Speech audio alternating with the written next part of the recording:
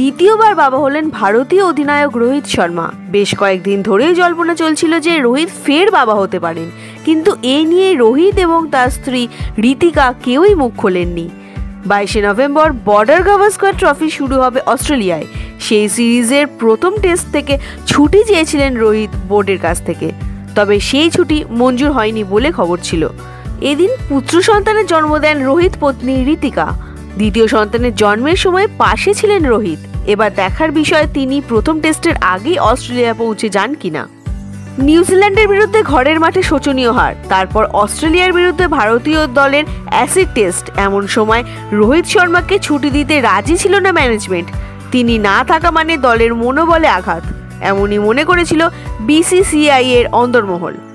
এতদিন শোনা যাচ্ছিল নভেম্বরের শেষের দিকে রোহিত বাবা হতে পারেন। সেই সময়ই আবার ভারত অস্ট্রেলিয়ার প্রথম টেস্টে শুরু হবে, তবে তার আগেই তিনি বাবা হয়েছেন।